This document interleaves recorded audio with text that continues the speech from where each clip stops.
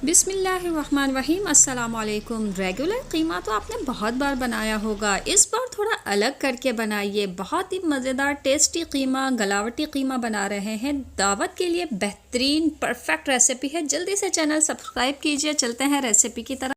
तो सबसे पहले गलावटी मसाला बनाएंगे। ज़ीरा 1 चाय का चम्मच, धनिया 1 चाय का चम्मच, लौंग 6 अदद, छोटी इलायची 4 अदद, काली मिर्चें 8 दालचीनी, 1 टुकड़ा जायफल जावित्री, चुटकी चुटकी साबुत लाल मिर्चें 6 अदद, चने का पाउडर 2 खाने का चम्मच ले लें और इन सब का एक फ़ाइन सा पाउडर बना लें।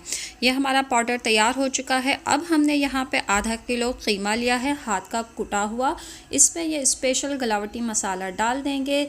1 खाने का चम्मच अदरक का पेस्ट, 1 खाने का चम्मच लहसुन का पेस्ट डालेंगे, 2 खाने के चम्मच कच्चा पपीता पिसा हुआ डालेंगे, 1 चाय का चम्मच नमक, 1 चाय का चम्मच पिसी हुई लाल मिर्च और आधा कप दही डालेंगे और हाथों की मदद से इन सबको अच्छी तरह से मिक्स कर लेंगे।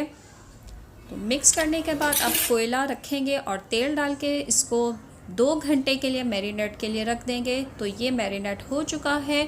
अब इसमें दूसरे पैन में आधा कप तेल, 2 मीडियम साइज़ की प्याज को हल्का सुनहरा होने तक भून लेंगे और इसमें मैरिनेटेड कीमा जो है वो डाल के अच्छी तरह से 7 से 8 मिनट हमने फ्राई करना है।